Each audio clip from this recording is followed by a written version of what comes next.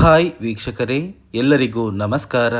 ನೋಡಿ, ಸರ್ಕಾರದಿಂದ ಗೃಹಲಕ್ಷ್ಮಿ ಯೋಜನೆಯ ಪ್ರತಿಯೊಂದು ಫಲಾನುಭವಿಗಳಿಗೆ ಭರ್ಜರಿ ಗುಡ್ಡಿಸ್ನ ಕೊಟ್ಟಿದ್ದು, ಇನ್ನು ಮುಂದೆ ನಿಮ್ಮ ಬ್ಯಾಂಕ್ ಖಾತೆಗೆ ಗೃಹಲಕ್ಷ್ಮಿ ಯೋಜನೆಯ 2,000 ಹಣ ಬದಲು ಪ್ರತಿ ತಿಂಗಳು 4,000 ಹಣನ ಸರ್ಕಾರ ಜಮಾ ಮಾಡ್ತಾ ಇದೆ. ನಿಮ್ಮ ಬ್ಯಾಂಕ್ ಖಾತೆಗೆ ಹೇಗೆ 4,000 ಹಣ ಜಮಾ ಆಗ್ತಾ ಇದೆ ಮತ್ತು ಇಂದು ಮಂಗಳವಾರ ಏಪ್ರಿಲ್ 29ರಿಂದ ಕರ್ನಾಟಕದ 27 ಜಿಲ್ಲೆಗಳಿಗೆ ಒಟ್ಟು ಗೃಹಲಕ್ಷ್ಮಿ ಯೋಜನೆಯ 4,000 ಹಣ ಮತ್ತು ಅನ್ನಭಾಗ್ಯ ಯೋಜನೆಯ 2,000 ಹಣ, ಒಟ್ಟು 6,000 ಹಣ ಜಮಾ ಆಗಲಿದೆ. ಬನ್ನಿ ಸ್ನೇಹಿತರೆ, ಯಾವ ಜಿಲ್ಲೆಗಳಿಗೆ ಹೇಗೆ ಈ 6,000 ಹಣ ಜಮಾ ಆಗ್ತಾ ಇದೆ ಅಂತ ನಾನು ನಿಮಗೆ ತಿಳಿಸ್ಕೊಡ್ತಾ ಇದ್ದೀನಿ. ಅದಕ್ಕಿಂತ ಮೊದಲು ನೋಡಿ ಸ್ನೇಹಿತರೆ, ನೀವೇನಾದ್ರೂ ಇನ್ನೂ ಕೂಡ ನನ್ನ ಚಾನಲ್ನ ಸಬ್ಸ್ಕ್ರೈಬ್ ಆಗಿಲ್ಲ ಅಂದರೆ ದಯವಿಟ್ಟು ಪ್ರತಿಯೊಬ್ಬರು ಚಾನಲ್ನ ಸಬ್ಸ್ಕ್ರೈಬ್ ಮಾಡ್ಕೊಳ್ಳಿ, ಹಾಗೆ ವಿಡಿಯೋಗೆ ಒಂದು ಲೈಕ್ನ ಕೊಡಿ. ಹೌದು ವೀಕ್ಷಕರೇ, ಗೃಹಲಕ್ಷ್ಮಿ ಯೋಜನೆಯ ಪ್ರತಿಯೊಂದು ಫಲಾನುಭವಿಗಳಿಗೆ ಸರ್ಕಾರದಿಂದ ಭರ್ಜರಿ ಗುಡ್ಡಿಸ್ನ ಕೊಟ್ಟಿದ್ದಾರೆ. ನೋಡಿ, ಸರ್ಕಾರದಿಂದ ಗೃಹಲಕ್ಷ್ಮಿ ಯೋಜನೆಯ 4,000 ಹಣ ಹಾಗೂ ಅನ್ನಭಾಗ್ಯ ಯೋಜನೆಯ 5 ತಿಂಗಳ 2,000 ಹಣ, ಒಟ್ಟು 6,000 ಹಣನ ಸರ್ಕಾರ ಏಪ್ರಿಲ್ 29 ಮಂಗಳವಾರದಿಂದ ಪ್ರತಿಯೊಂದು ಫಲಾನುಭವಿಗಳಿಗೆ ಜಮಾ ಮಾಡ್ತಾ ಇದ್ದು, ನಿಮ್ಮ ಬ್ಯಾಂಕ್ ಖಾತೆಗೆ ಈ 6,000 ಹಣ ಜಮಾ ಆಗಬೇಕು ಅಂದರೆ ಸರ್ಕಾರ 5 ಹೊಸ ನಿಯಮಗಳನ್ನ ಕೂಡ ಜಾರಿಗೆ ತಂದಿದೆ. ಅದೇ ರೀತಿ ಇನ್ನು ಮುಂದೆ ಗೃಹಲಕ್ಷ್ಮಿ ಯೋಜನೆಯ ಹಣನ 2,000 ಹಣ ಬದಲು ಪ್ರತಿ ತಿಂಗಳು 4,000 ಹಣ ಫಲಾನುಭವಿಗಳಿಗೆ ಜಮಾ ಮಾಡ್ತೀವಿ ಅಂತ ಸರ್ಕಾರ ಒಂದು ಮುಖ್ಯವಾದ ಮಾಹಿತಿನ ಕೊಟ್ಟಿದೆ. ಹಾಗಾದರೆ ಹೇಗೆ 4,000 ಹಣ ನಿಮ್ಮ ಬ್ಯಾಂಕ್ ಖಾತೆಗೆ ಜಮಾ ಆಗುತ್ತೆ ಅಂದರೆ, ಕಾಂಗ್ರೆಸ್ ಸರ್ಕಾರದ ಸಚಿವರೊಬ್ಬರು ಕೊಟ್ಟಿರುವಂತಹ ಒಂದು ಮಾಹಿತಿಯ ಪ್ರಕಾರ ಪ್ರತಿಯೊಂದು ಫಲಾನುಭವಿಗಳಿಗೆ ಈಗ ಗೃಹಲಕ್ಷ್ಮಿ ಯೋಜನೆಯ 2,000 ಹಣ ಏನು ಜಮಾ ಆಗ್ತಾ ಇದೆ, ಈ ಒಂದು ಹಣನ ಪ್ರತಿ ತಿಂಗಳು 4,000 ಹಣಕ್ಕೆ ಏರಿಕೆ ಮಾಡ್ತೀವಿ ಅಂತ ಪ್ರತಿಯೊಂದು ಗೃಹಲಕ್ಷ್ಮಿ ಯೋಜನೆಯ ಫಲಾನುಭವಿಗಳಿಗೆ ಮುಖ್ಯವಾದ ಮಾಹಿತಿನ ಕೊಟ್ಟಿದ್ದಾರೆ. ಆದರೆ ನಿಮ್ಮ ಬ್ಯಾಂಕ್ ಖಾತೆಗೆ ಈ 4,000 ಹಣ ಯಾವಾಗಿಂದ ಜಮಾ ಆಗುತ್ತೆ ಅಂತ ನೀವು ಕೇಳ್ಬೋದು. ಸದ್ಯಕ್ಕೆ ಸರ್ಕಾರ ಪ್ರತಿ ತಿಂಗಳು ನಿಮ್ಮ ಬ್ಯಾಂಕ್ ಖಾತೆಗೆ 2,000 ಹಣ ಮಾತ್ರ ಜಮಾ ಮಾಡೋದು.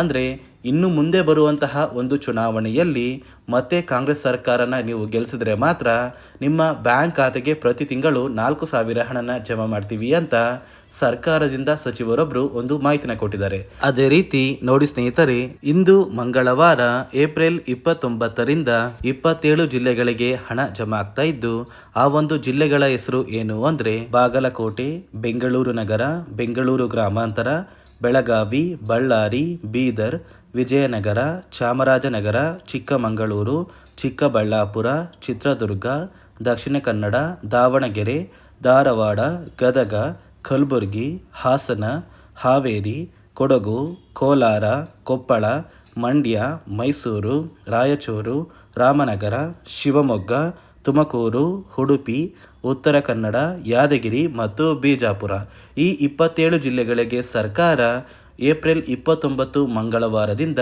ಹಣ ಜಮಾ ಮಾಡ್ತಾ ಇದೆ. ನೋಡಿ ಸ್ನೇಹಿತರೆ, ಈ ಬಾರಿ ಸುಮಾರು 1 ಲಕ್ಷಕ್ಕಿಂತ ಅಧಿಕ ಫಲಾನುಭವಿಗಳ ಬ್ಯಾಂಕ್ ಖಾತೆಗೆ ಸರ್ಕಾರ ಗೃಹಲಕ್ಷ್ಮಿ ಯೋಜನೆಯ ಹಣನ ಜಮಾ ಮಾಡ್ತಾ ಇಲ್ಲ. ಕಾರಣ ಏನು ಅಂದರೆ, ನಿಮ್ಮ ಬ್ಯಾಂಕ್ ಖಾತೆಗೆ ಡೆಬಿಟ್ ಮೂಲಕ ಹಣ ಜಮಾ ಮಾಡುವಂತಹ ಸಂದರ್ಭದಲ್ಲಿ ಸರ್ಕಾರ ಸಾಕಷ್ಟು ಫಲಾನುಭವಿಗಳ ಒಂದು ಬ್ಯಾಂಕ್ ಖಾತೆಗೆ ಹಣ ಜಮಾ ಮಾಡೋದನ್ನು ಕ್ಯಾನ್ಸಲ್ ಮಾಡಿದೆ. ಯಾಕಂದರೆ ಇತ್ತೀಚೆಗೆ ಹಣಕಾಸು ಇಲಾಖೆ ಜಾರಿಗೆ ತಂದಿರುವ 5 ನಿಯಮಗಳ ಆಧಾರದ ಮೇಲೆ ಪ್ರತಿಯೊಂದು ಫಲಾನುಭವಿಗಳಿಗೆ ಸರ್ಕಾರ ಈ ಒಂದು ಹಣನ ಜಮಾ ಮಾಡ್ತಾ ಇದ್ದು, ಯಾರೆಲ್ಲ ಫಲಾನುಭವಿಗಳು ಈ ನಿಯಮಗಳನ್ನ ಪಾಲಿಸಿಲ್ಲ, ನಿಮ್ಮ ಬ್ಯಾಂಕ್ ಖಾತೆಗೂ ಕೂಡ ಹಣ ಜಮಾ ಆಗೋದಿಲ್ಲ. ಹಾಗಾದರೆ ಬನ್ನಿ ಸ್ನೇಹಿತರೆ, ಸರ್ಕಾರ ಜಾರಿಗೆ ತಂದಿರುವ ಆ 5 ಹೊಸ ನಿಯಮಗಳು ಏನು ಅಂತ ನಾನು ನಿಮಗೆ ತಿಳಿಸ್ಕೊಡ್ತಾ ಇದ್ದೀನಿ. ನೋಡಿ ಸ್ನೇಹಿತರೆ, ಮೊದಲನೆಯ ಒಂದು ನಿಯಮ ಬಂದು, ಸಾಕಷ್ಟು ಫಲಾನುಭವಿಗಳು ಹೊಂದಿರುವಂತಹ ಒಂದು ರೇಷನ್ ಕಾರ್ಡ್ ಏನಿದೆ, ಆ ಒಂದು ರೇಷನ್ ಕಾರ್ಡ್ನ ಮನೆಯ ಸದಸ್ಯರ ಪ್ರತಿಯೊಬ್ಬರ ಒಂದು ಆಧಾರ್ ಕಾರ್ಡ್ನ ನಿಮ್ಮ ರೇಷನ್ ಕಾರ್ಡ್ಗೆ ಕಡ್ಡಾಯವಾಗಿ ಲಿಂಕ್ ಮಾಡಿಸ್ಬೇಕು. ಅಂದರೆ ಈ ಒಂದು ಲಿಂಕ್ ಮಾಡಿಸುವಂತಹ ಒಂದು ಪ್ರೊಸೀಜರ್ಗೆ ಸರ್ಕಾರ KYC ಅಂತ ಕರೀತಾರೆ. ನಿಮ್ಮ ರೇಷನ್ ಕಾರ್ಡ್ಗೆ ಇನ್ನೂ ಸಹ KYC ಆಗಿಲ್ಲ ಅಂದರೆ ನಿಮ್ಮ ಬ್ಯಾಂಕ್ ಖಾತೆಗೆ ಸರ್ಕಾರ ಮುಂದಿನ ದಿನಗಳಲ್ಲಿ ಗೃಹಲಕ್ಷ್ಮಿ ಯೋಜನೆಯ ಹಣನ ಕ್ಯಾನ್ಸಲ್ ಮಾಡುತ್ತೆ.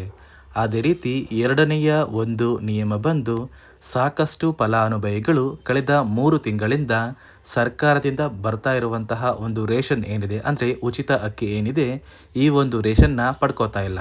ಒಂದು ವೇಳೆ ಕಳೆದ 3 ತಿಂಗಳಿಂದ ನೀವು ರೇಷನ್ನ ಪಡ್ಕೊಂಡಿಲ್ಲ ಅಂದರೆ ಸರ್ಕಾರ ನಿಮ್ಮ ಬಳಿ ಇರುವಂತಹ ಒಂದು ರೇಷನ್ ಕಾರ್ಡ್ನ ಕ್ಯಾನ್ಸಲ್ ಮಾಡುತ್ತೆ.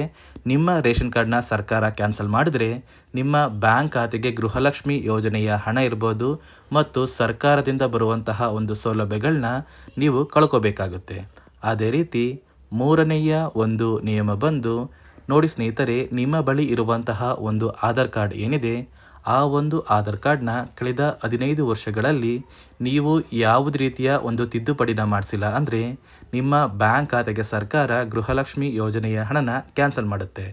ಯಾಕಂದರೆ ಸರ್ಕಾರದಿಂದ ಬಂದಿರುವಂತಹ ಒಂದು ಆದೇಶದ ಪ್ರಕಾರ ಪ್ರತಿಯೊಂದು ಫಲಾನುಭವಿಗಳು ಕಳೆದ 15 ವರ್ಷಗಳಲ್ಲಿ ಯಾವುದೇ ರೀತಿಯ ಒಂದು ತಿದ್ದುಪಡಿನ ನಿಮ್ಮ ಆಧಾರ್ ಕಾರ್ಡ್ಗೆ ನೀವು ಮಾಡಿಸಿಲ್ಲ ಅಂದರೆ ಕಡ್ಡಾಯವಾಗಿ ಆದಷ್ಟು ಬೇಗ ನಿಮ್ಮ ಆಧಾರ್ ಕಾರ್ಡ್ಗೆ ತಿದ್ದುಪಡಿನ ಮಾಡಿಸಿ. ಅದೇ ರೀತಿ 4ನೆಯ ಒಂದು ನಿಯಮ ಬಂದು ನಿಮ್ಮ ಕುಟುಂಬದ ಒಂದು ವಾರ್ಷಿಕ ಆದಾಯ 7 ಲಕ್ಷಕ್ಕಿಂತ ಕಡಿಮೆ ಇರಬೇಕು. ಒಂದು ವೇಳೆ ನಿಮ್ಮ ಕುಟುಂಬದ ವಾರ್ಷಿಕ ಆದಾಯ 7 ಲಕ್ಷಕ್ಕಿಂತ ಜಾಸ್ತಿ ಇದ್ದರೆ ನಿಮ್ಮ ಬ್ಯಾಂಕ್ ಖಾತೆಗೆ ಸರ್ಕಾರ ಗೃಹಲಕ್ಷ್ಮಿ ಯೋಜನೆಯ ಹಣನ ಕ್ಯಾನ್ಸಲ್ ಮಾಡುತ್ತೆ. ಅದೇ ರೀತಿ 5ನೆಯ ಒಂದು ನಿಯಮ ಬಂದು ನಿಮ್ಮ ಕುಟುಂಬದ ಸದಸ್ಯರು ಅಥವಾ ಗೃಹಲಕ್ಷ್ಮಿ ಯೋಜನೆಯ ಫಲಾನುಭವಿಗಳು ಯಾರು ಕೂಡ ಸರ್ಕಾರಿ ನೌಕರರಾಗಿ ಕಾರ್ಯನಿರ್ವಹಿಸ್ತಾ ಇರಬಾರ್ದು. ಒಂದು ವೇಳೆ ನಿಮ್ಮ ಕುಟುಂಬದಲ್ಲಿ ಯಾರೇ ಆಗಿದ್ರೂ ಸರ್ಕಾರಿ ನೌಕರರಾಗಿ ಕಾರ್ಯನಿರ್ವಹಿಸ್ತಾ ಇದ್ದರೆ ನಿಮ್ಮ ಬ್ಯಾಂಕ್ ಖಾತೆಗೆ ಗೃಹಲಕ್ಷ್ಮಿ ಯೋಜನೆಯ ಹಣ ಕ್ಯಾನ್ಸಲ್ ಆಗುತ್ತೆ. ಈ 5 ನಿಯಮಗಳ ಆಧಾರದ ಮೇಲೆ ಪ್ರತಿಯೊಂದು ಫಲಾನುಭವಿಗಳಿಗೆ ಸರ್ಕಾರ ಹಣ ಜಮಾ ಮಾಡ್ತಾ ಇದೆ.